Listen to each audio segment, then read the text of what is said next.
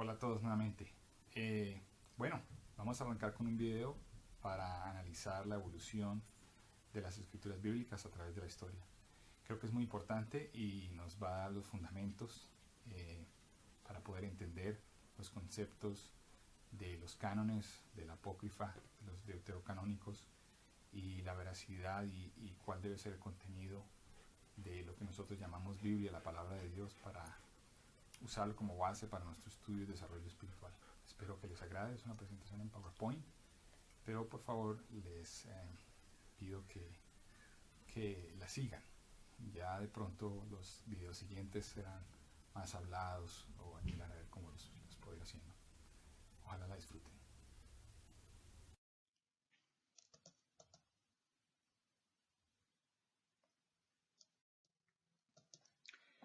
¿Es la Biblia un único libro?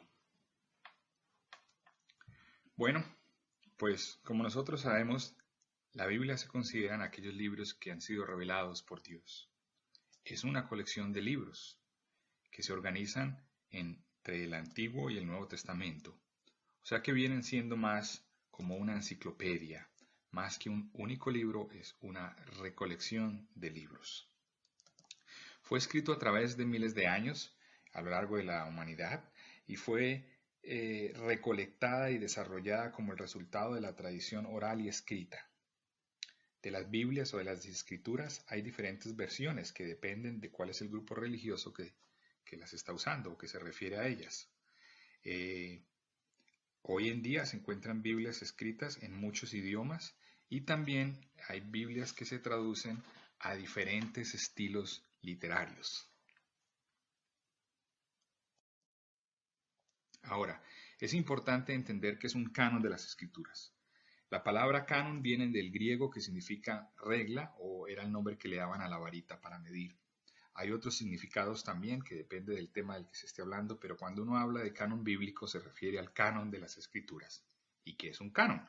Bueno, un canon es una colección de libros que para un grupo religioso en particular se considera como escritura autoritaria porque ha pasado pruebas de autenticidad y autoridad. Por ejemplo, el canon bíblico de los testigos de Jehová es completamente diferente al canon bíblico de los mormones, de los cristianos, de los católicos, etc. Aquí les voy a mostrar tres ejemplos. El canon de la Biblia católica está conformada por 73 libros, el de la Iglesia Ortodoxa del Este de 71 libros y el de la Iglesia Protestante de 66 libros. Las diferencias en libros se encuentran todas con respecto al Antiguo Testamento. Todos estos tres diferentes cánones de las escrituras cristianas coinciden en el Nuevo Testamento.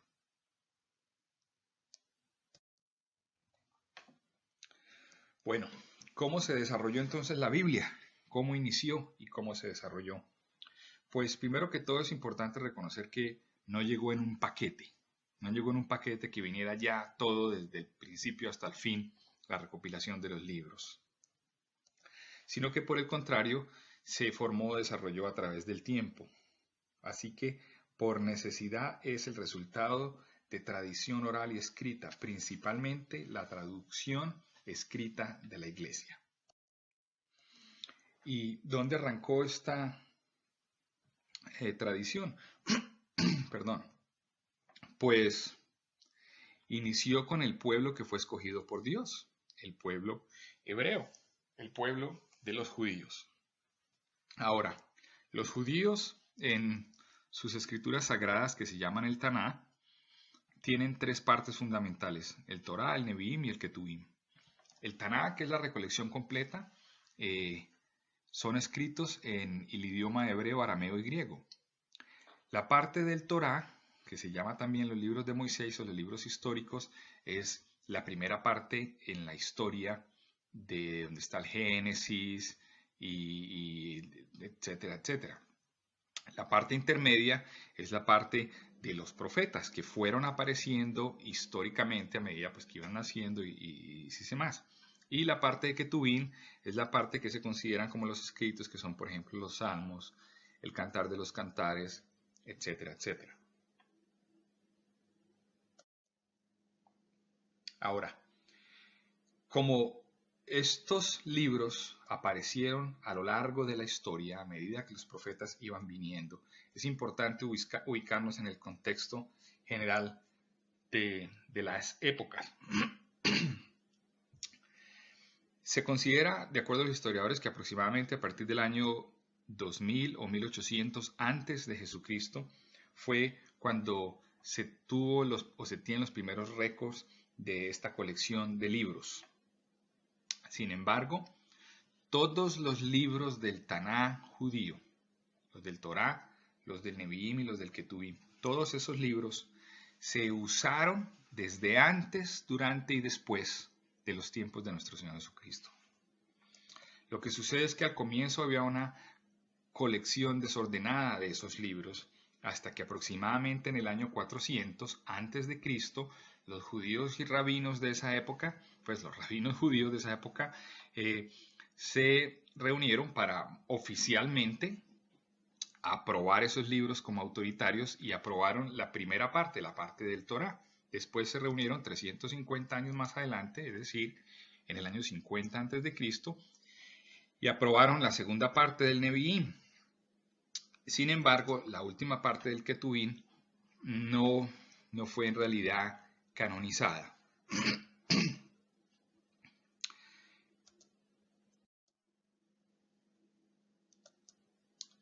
Así que el uso de esos escritos hebreos, pues fue desde antes de nuestro Señor Jesucristo hasta aproximadamente el año 100 después de nuestro Señor Jesucristo. Es muy importante tener esto claro. El Taná fue usado a medida que los libros fueron apareciendo, pero todos los libros del Taná estuvieron presentes y completos aproximadamente desde el año 400 antes de nuestro Señor Jesucristo hasta aproximadamente 100 años después de nuestro Señor Jesucristo. Y es importante notar también que después de nuestro Señor Jesucristo, hasta el año aproximadamente 70 después de nuestro Señor Jesucristo, fue cuando comenzaron a aparecer los primeros escritos cristianos, los evangelios de los apóstoles, las epístolas de San Pablo y de mucha importancia la cantidad de escritos que hay de los que se llaman los padres de la iglesia. Los padres de la iglesia fueron aquellos sucesores de los apóstoles. Ahora, de ese Taná, que era el compendio de los libros de los judíos, escritos en griego, arameo y hebreo, se pasó a una recopilación de todos ellos, una traducción de todos ellos que se llamó la Septuaginta. ¿Cómo se dio esto? El lenguaje del imperio de ese tiempo era el griego, estaba esparcido en toda esa región, pues por todas las invasiones y demás que se han desarrollado. Se consideraba el griego koine como un lenguaje universal en esa época. Y el Tanaj hebreo fue traducido al griego en lo que siglos después se llamó la Septuaginta. Más o menos, para que nos ubiquemos históricamente, después del reinado de Alejandro el Grande, habían tres imperios predominantes en esa región, que eran los macedonios, los persas y los egipcios. En el año 323 antes de nuestro Señor Jesucristo hubo un rey, que era el rey Ptolemy de los egipcios, y él fue un componente o una pieza fundamental para que se tradujera el Taná al griego en lo que hoy se conoce como la Septuaginta. ¿Cómo se dio eso? Bueno, pues este rey Ptolemy fue y reunió, bueno, no digamos reunió, más bien como quien dice capturó, por así decirlo, a 72 rabinos judíos, los puso en 72 cámaras, cada uno de ellos independiente y separados sin que se pudieran comunicar, y no les dijo por qué los había traído. Sin embargo, este rey entró a cada uno de ellos y les dijo que escribiera en griego la ley que ellos seguían, la ley de Moisés. No solo el Torá, sino todo el Tanaj. Y hay registros históricos, más que todo en la historia babilonia,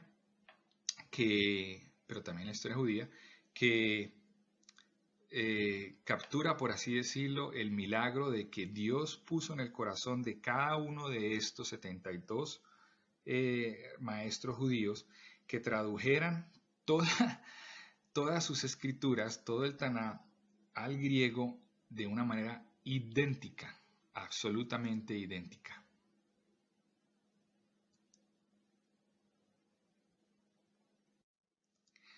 Teniendo entonces ya el Taná traducido al griego, que es lo que hoy en día se llama Septuaginta, y se llama Septuaginta, que también se puede representar con las letras del latín LXX y significa los 70,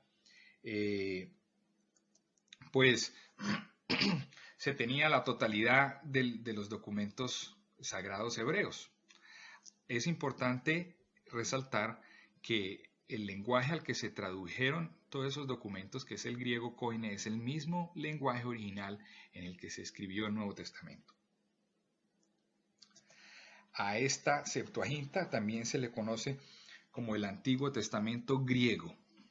Ojo, no el Antiguo Testamento hebreo o no el Antiguo Testamento judío, porque hay unas diferencias radicales que ya miraremos, sino se le conoce como el Antiguo Testamento griego, porque fue la lengua a la que se tradujo. Y por lo tanto es históricamente la primera traducción oficial de ese documento original hebreo. Este documento está referenciado, o sea, hacen referencia a él, lo llaman multitud de veces en el Antiguo Testamento, en el Nuevo Testamento, por los apóstoles, por los padres de la iglesia y por lo que también se conocen como los padres de la iglesia griega. Esta recolección de la Septuaginta incluye ciertos libros de la Biblia hebrea judía, pero hay otros que no. Y se le llamó Septuaginta, se le puso el nombre de Septuaginta, ya fue en el año más o menos 350 después de nuestro Señor Jesucristo, a partir del Sínodo de Hippo.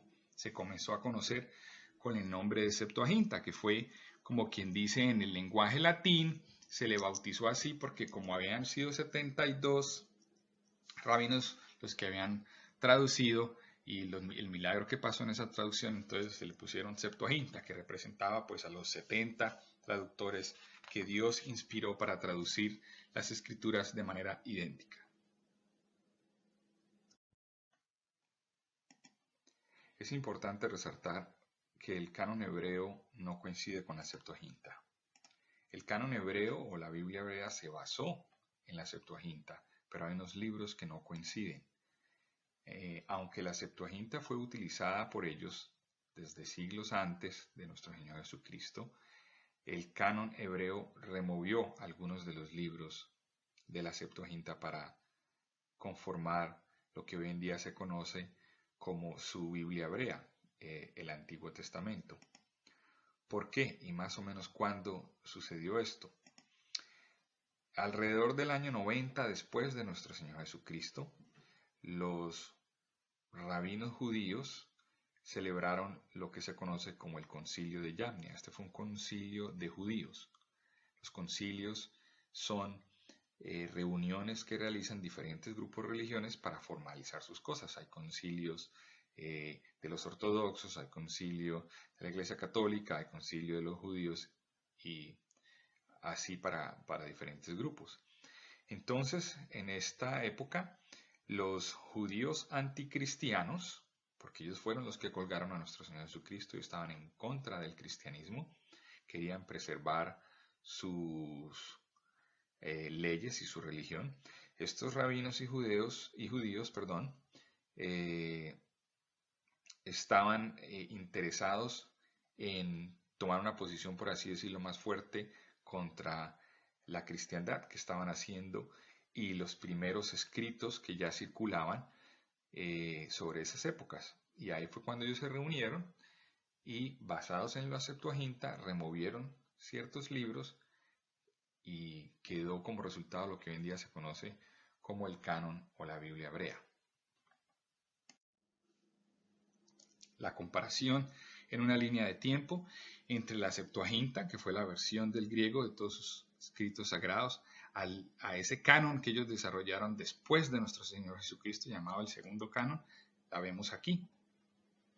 Recordemos que los libros sagrados vienen desde más o menos el año 2000, a medida que fueron apareciendo gradualmente, como los profetas venían naciendo en la historia. Más o menos en el año 400 antes de nuestro Señor Jesucristo fue cuando el rey Ptolemy mandó a traducir todos esos libros al griego koine. Nuestro Señor Jesucristo nació y usó eso como la Biblia de ese tiempo. La Biblia del tiempo de nuestro Señor Jesucristo y la Biblia del tiempo de los apóstoles era la Septuaginta. Sin embargo, a raíz del cristianismo, entre el año 90 y 100 después de Cristo, fue cuando los judíos en el concilio de Yamnia decidieron eliminar ciertos libros de esa Septuaginta. Ahora, hay libros que están en la Septuaginta y son específicamente citados por los apóstoles en sus evangelios y por muchos otros documentos de los padres iniciales de la iglesia. ¿Cuáles son algunas de estas referencias? Bueno, nada más en el Antiguo Testamento, de las 350 citas que hay entre el Antiguo Testamento, 300 vienen de los libros de la Septuaginta. Y es evidente que la Septuaginta fue la Biblia, por así decirlo, usada en esa época, antes, durante y después de nuestro Señor Jesucristo.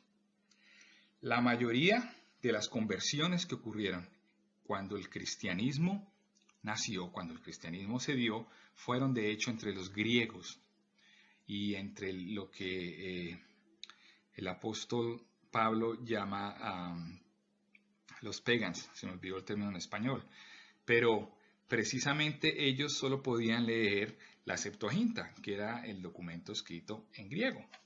Recordemos que era el lenguaje universal de la época. Algunas referencias específicas a la Septuaginta que se encuentran hoy en día en el Nuevo Testamento están, por ejemplo, en Mateo 1.34, en Hebreos 1.6. Creo que hay otras, pero hay muchos otros materiales de los cristianos en las épocas iniciales, dentro de las primeras generaciones después de nuestro Señor Jesucristo. Ahora, preguntemos, si en los tiempos de nuestro Señor Jesucristo, desde antes de hecho, de nuestro Señor Jesucristo, en la época de nuestro Señor Jesucristo, en la época de los apóstoles y en la época de los primeros padres de la iglesia, la Septuaginta era el documento total compilado por ellos para leer, estudiar, citar y referenciar todas sus enseñanzas, especialmente aquellos libros que los judíos removieron por lo mismo. ¿Qué debemos nosotros como cristianos en el día de hoy aceptar como canon del Antiguo Testamento? ¿Cuál es la versión de cuáles son los libros que deben formar el Antiguo Testamento? ¿Es la versión judía o hebrea o es la versión que está en la Septuaginta?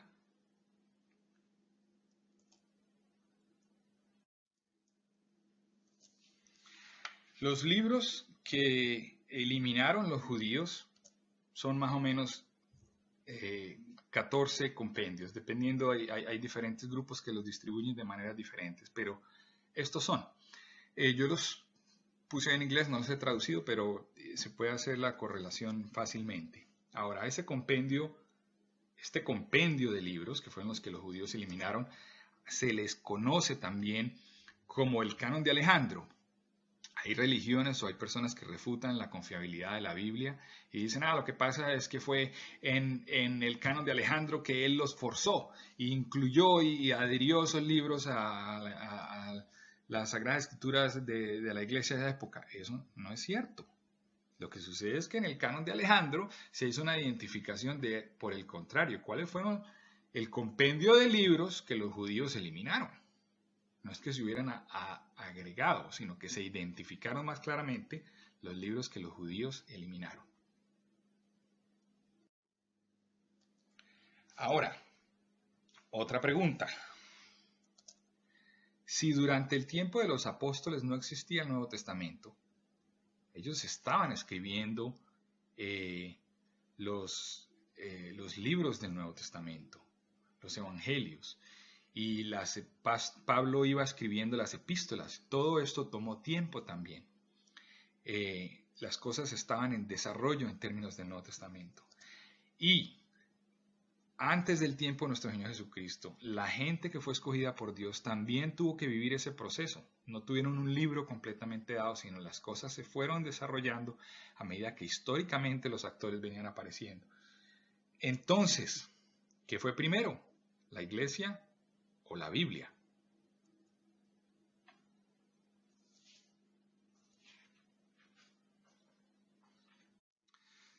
Bueno, espero que esto nos permita entonces aclarar acerca de los libros apócrifos. La palabra apócrifa viene del latín, que significa secreto o no canónico, porque el canonizar unos libros era el volverlos oficial y públicamente el estándar. En el adjetivo griego significa algo oscuro o que se esconde, que no está públicamente expuesto. En general, se le llaman a los trabajos apócrifos aquellos que son de una autoridad desconocida o de origen dudoso. Eso era inicialmente. Sin embargo, hoy en día, particularmente por ciertos grupos religiosos, le dan una connotación de que fueran unos trabajos falsos, fingidos, simulados o inclusive inexistentes. Y esa interpretación de la apócrifa, pues, no es correcta, no es exacta. Por otro lado, se escucha mucho hablar de los deuterocanónicos. Bueno, ¿qué es deuterocanónico? Deuterocanónico literalmente significa del segundo canon y hace referencia al segundo canon que los judíos tuvieron en el concilio de Yamnia. Segundo, no porque no hubieran tenido un segundo antes, sino primero fueron los de antes de nuestro Señor Jesucristo y de segundo fueron los de después de nuestro Señor Jesucristo. Entonces, a ese canon de los judíos del Consejo de Yamnia se le conoce como el segundo canon. En términos prácticos, se conocen como libros deuterocanónicos o los libros deuterocanónicos son aquellos libros de las escrituras bíblicas que formaban parte de la Septuaginta antes, durante y después del tiempo de nuestro Señor Jesucristo, pero que fueron eliminados por los judíos en el canon hebreo a través del concilio de Yamnia.